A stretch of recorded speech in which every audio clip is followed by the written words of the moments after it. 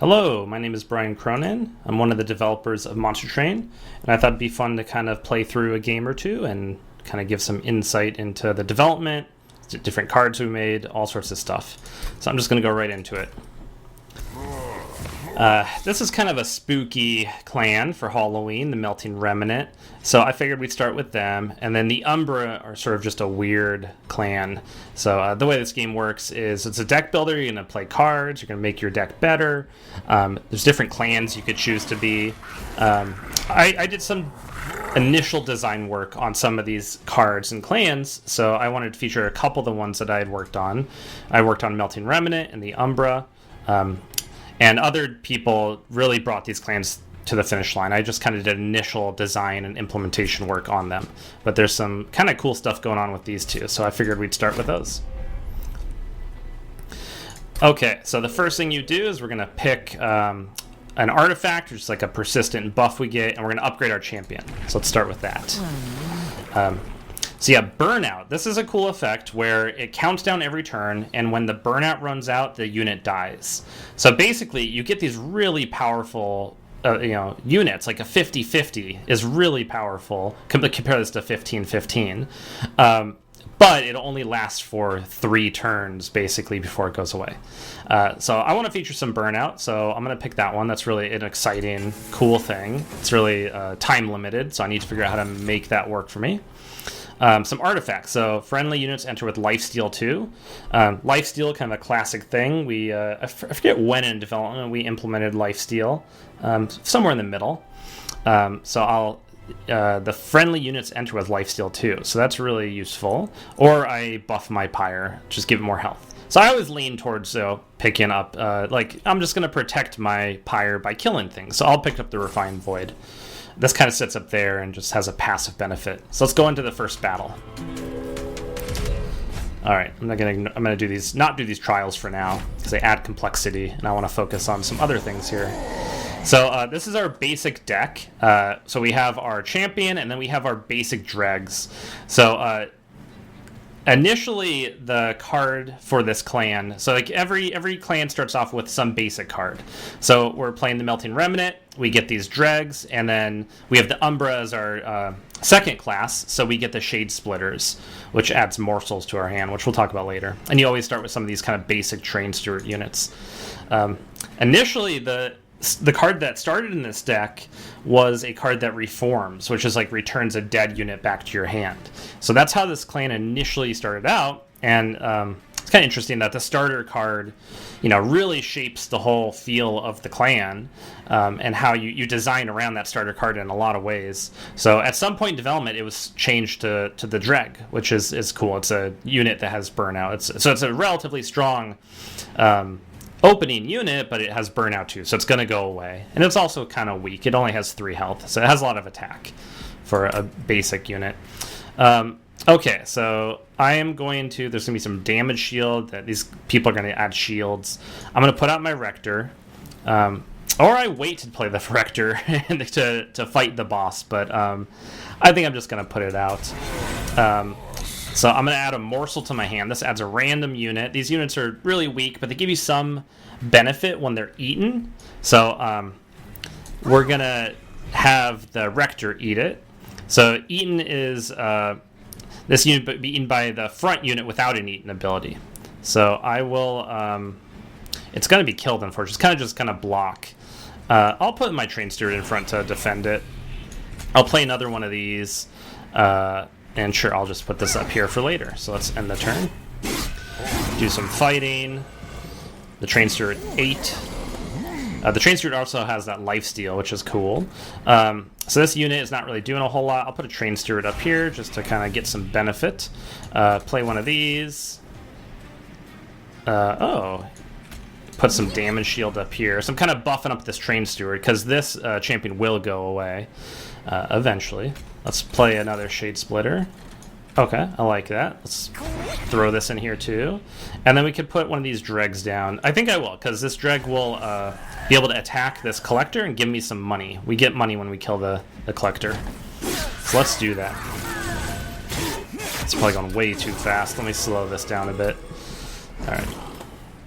All right, so the boss is going to come out next. Unfortunately, we don't have a way to save the champion, so we're just going to buff up this train steward a bit more. I like that. Let's throw that in there, and let's throw another train steward in here, and that's about all we can do. Yeah, I'm going to save this train steward because we might draw into it. All right, so the boss will come out next. So Relentless is this interesting ability. It's a status effect where combat in this room continues until all units are defeated. So this is kind of a necessary thing we had to put into the game. What was happening is, we usually just have one round of combat. So the enemies attack and we attack, and then combat ends. But for balance reasons, we needed to make it so that the boss would clear out this room, and you couldn't really play cards in between the boss's turn. So the boss is just going to keep attacking us till we die. This little red X shows that we die, but they take 12 damage. Let's see if we can protect this train steward a bit. So we'll do that. 22 damage, that's something. It'd be nice to kill this, but we don't have any direct damage spells. Let's go ahead and throw a dragon here. Okay, now we're almost killing this at least. Get one of these, throw it in here. So yeah, Relentless now is going to just keep attacking. So we attack and then they'll keep attacking. I'll speed this up a bit. Alright. So these cards, these Scourges as they're called, they do something bad to us. So our Pyre is going to take damage unless if we play this card and remove it from our deck. So we're probably going to do that. Only enemies really give you those cards. There's some, I don't know if we call them curses or what we call them. There's some other similar cards that can be given to you kind of outside of a run that stay in your deck. But those are just temporary in your deck. So it looks like we're going to win this. So I'm just going to end the turn. Let us defeat the boss. All right, so now we get some spoils. So let's see what we got. Okay, so these units, these tomb units, I feel like we started off with a lot more of these tomb units when we were first designing, and they eventually got trimmed down. There's probably only a couple of them now, but they have these extinguish trigger, and extinguish is they're candles, so like their candles extinguished, and so they trigger on death. It deals 50 damage to the front enemy unit. So it's basically this bomb that explodes. And this unit exists in a lot of games, similar games like this, and it's always fun to just have something that you're just throwing it down. It's like it'll block one attack, but if you time it right, it can really do a lot of damage. But it has the downside of you might put it in front of this really weak unit that kills it, and it kills the really weak unit while some really good unit is protected behind the weak unit. Mortal Entrapment. Deal 25 damage and apply Dazed 3 to an already damaged unit. So this attuned effect was added pretty late in development. So what it does is it multiplies the effects of magic power by 5. And magic power increases the amount of damage and health restored by spells. So this we found to be necessary. Monster Train's power curve is pretty extreme compared to other similar games in the genre.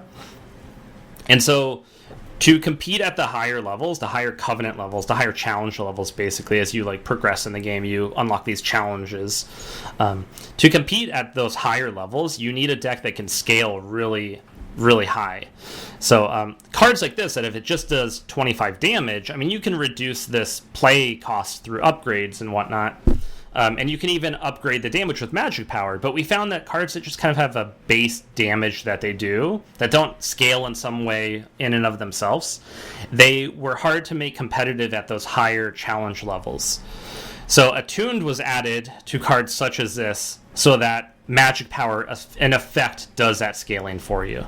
So you still need to get magic power onto this card, but that's kind of why that Attuned mechanic was added. And again, it was added pretty late, shortly before release, if my memory's right.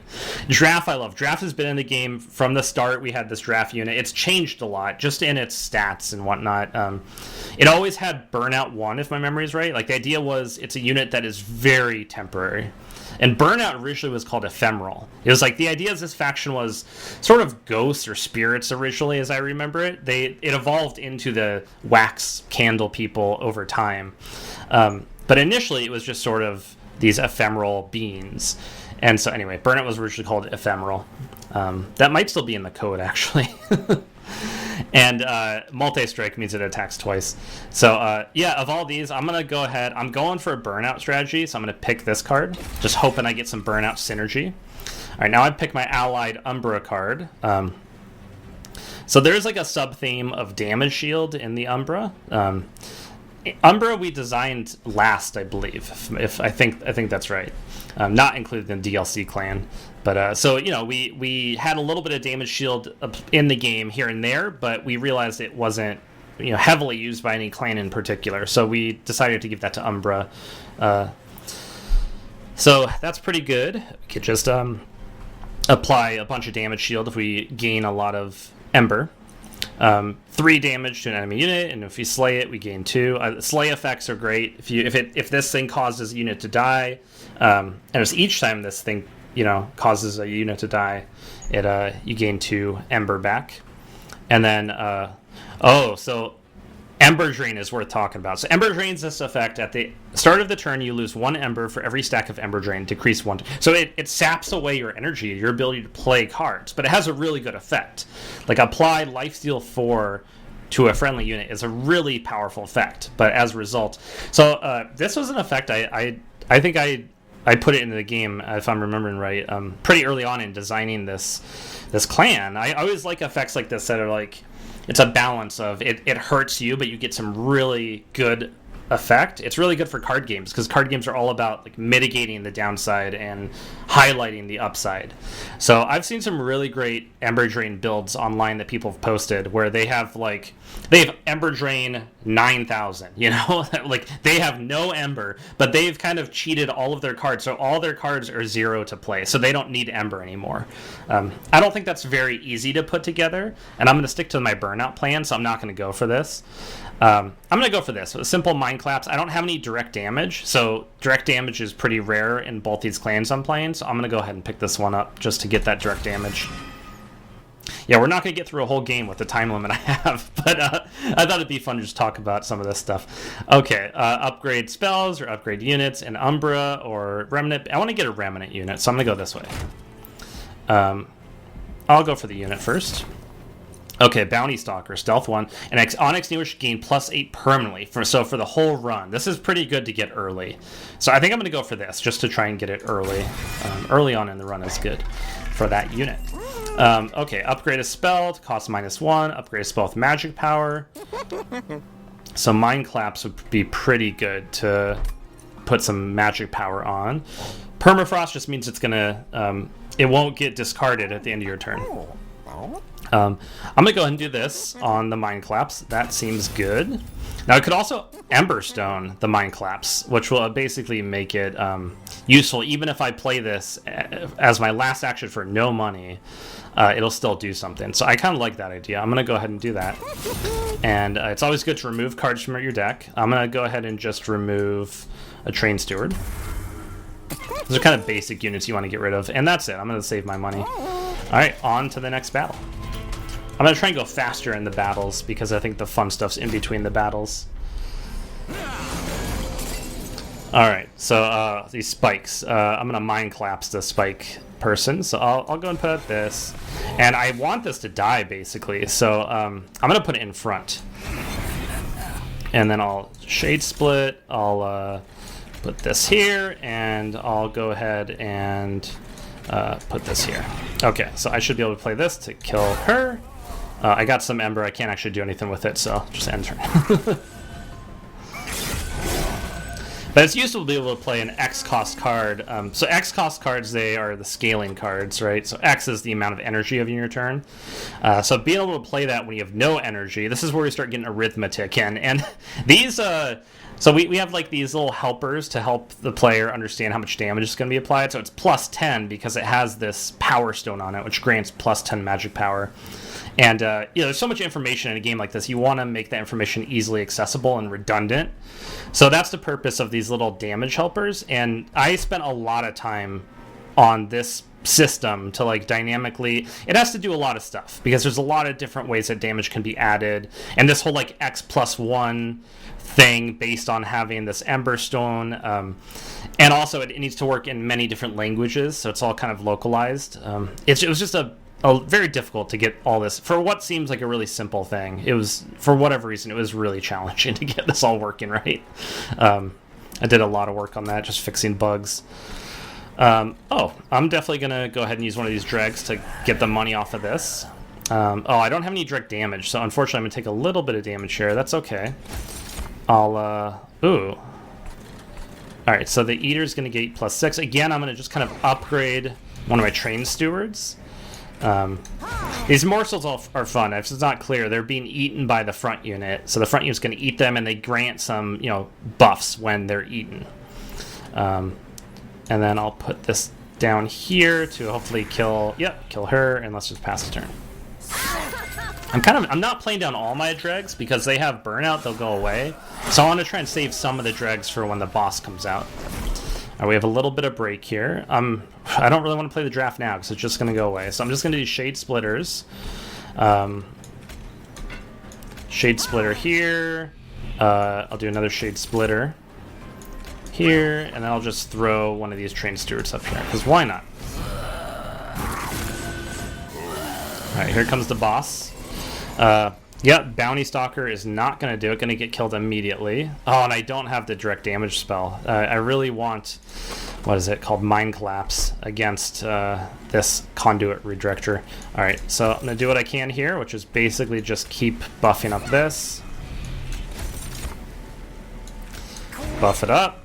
Okay, and then I could play down some of these dregs. I guess it's worth doing one. And I'm going to save the other two. I don't know if that's smart, but I'm going to do it. Alright, the nice thing is that my Bounty Stalker just got better. It died, so it now has 18 attack. So that's good. Mind Collapse. Definitely going to Mind Collapse. Going to wait on that. First, I'm going to put a Defender in front. And let's see if I can do a better Shade Splitter. No, it's just getting these Rebel morsels. Do one more, see if I get something better. Yeah, I like that. So, ooh, this is tricky. It's not exactly how I want this to play out, but oh well. Okay, Mind Collapse this, and put these up here. Alright, end the turn. Alright, so I just gotta whittle down some HP here. Pretty good. So only 18 left. I gotta somehow do 18 with just what I have here, though. So gonna put a draft out. Yeah, and that does it. So it's gonna die. So I'm just gonna Mind Collapse here. Oh, that did it. All right, let's look at what we got. Hallow Dripping, apply Burnout 5 to a friendly. So that's exactly what I want. I want to make my Burnout units last longer. It has Consume, which means it can only be played once per battle, but there's upgrades that allow me to get rid of Consume. So I'm definitely going to get this. This is worth talking about. Descend a unit and apply Dazed 1. So there's a few of these cards in the game that either ascend or descend a unit, move it up or down the train. And we felt like one of the core things about Monster Train that is unique is that we have these sort of 3 lanes of play, these 3 battles that happen, one after another. And so we wanted to have plenty of cards that played with that, where you can move units up, down, or up. So that's one of these that does it. This is intended basically for an enemy, because it has a daze. You don't really want to daze your own units. But you can use it on your own units, and in some cases it's a good thing to do. In some cases it's good to daze your own unit. There's situations, and I think that's really fun about card games, when you could find something like dazed, like it just means you can't attack. It's bad. But there's rare cases where it's good. I think that's fun about card games, when you can use negative effects to your advantage. So I'm going to get Hollow Drippings. Another direct damage. Similar as the last one, but on Slay, add 2 uncommon or rare morsel units to your hand. So that's really good. Oh, Space Prism. So I get more space on a floor. So where you're limited how many units you could play based off how much space they consume. So I'm definitely going to take Space Prism. It's always good to increase your size here.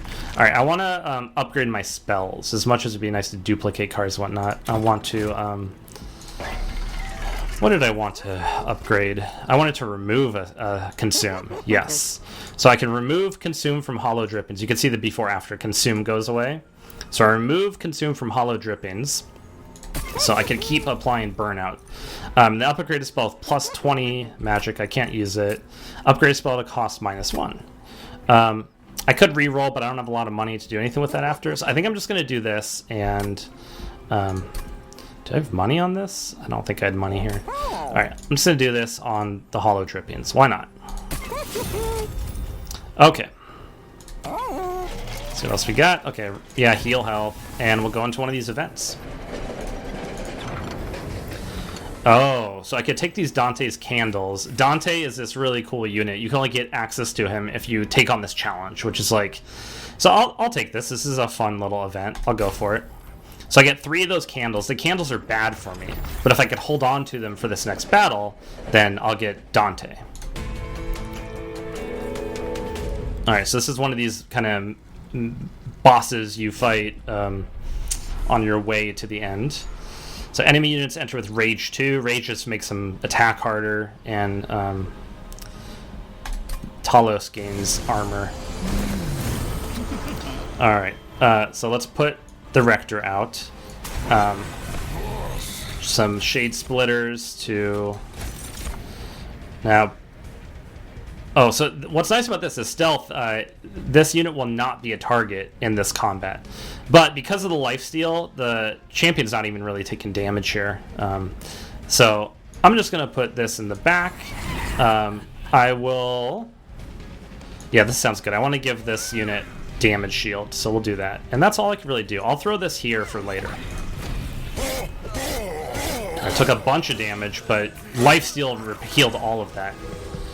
And I gained a little. I gained plus 3 health from eating that morsel. Alright. So ultimately I gotta kill her. Here's one of Dante's candles. If I don't play it, then my pyre will take damage, which is not great. I will go ahead and put this down. I'll play Dante's candle. And I'll play this because I have the energy. Okay, I'll make my champion stronger, and I'll throw these down just to do some damage here. They'll attack her. She has a bunch of armor I need to get through first. Alright. This lifesteal 2 effect is really strong. It means like basically I take no damage from this guy in the first few turns, although he's gonna die anyway because I could hollow drippings him, so I'm gonna do hollow drippings. Yes, so he gets a bunch more burnout, so he's going to last 6 more turns. I'll play this. I can Mind Collapse something, but I think I want to do this first, just to see if there's anything worth... Oh, this will gain lifesteal on the champion. So the morsels are really working with the champion here. I only have a couple more minutes on this. And I will just do Mind Collapse here. Well, maybe I'll put down this. Okay. Mind Collapse. And turn. Alright, try and speed up this battle a bit. Alright, play Dante's Candle. I'll add more space to this room. Let's do Shade Splitter. Eater gains plus 6, that sounds good. And I'll throw a Dreg in here. Alright, let's... Alright. 2 candles. Let's play them. Trying just not to take any damage on my pyre for some reason. I don't really need to, but it seems good. Alright, let's go. Alright, final wave. So now it's just... oh, look at that. So I'm going to win. I'm going to play this. I'm going to play this to do some damage, and I'll play down these to speed up the battle. And GG. Alright, let's see what I get out of this pack, and then we'll end it there. Alright, so you, Formless Child. Return a random defeated unit to your hand and apply plus 40. So this is really good when comboed with the Bounty Stalker. You kill the Bounty Stalker, and you use this to return it to your hand. So this is, you can consume cards in your hand and add a draft unit to your hand and add plus 10 attack for each card consumed.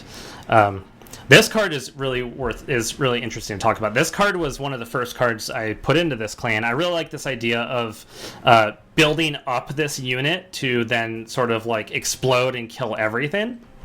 So this is something that, like, generally this card is probably not good, but if you build around it, it could easily win you the run. So on Harvest, it gains 1 soul. I think this is the only card that interacts with souls. So Harvest, just when something dies on the floor, it harvests the soul. And then when it dies, it deals damage to enemy units equal to 15x the soul count. And another interesting thing about this card is originally it just started, that 15x was just 1x. It was just deal damage equal to the soul count.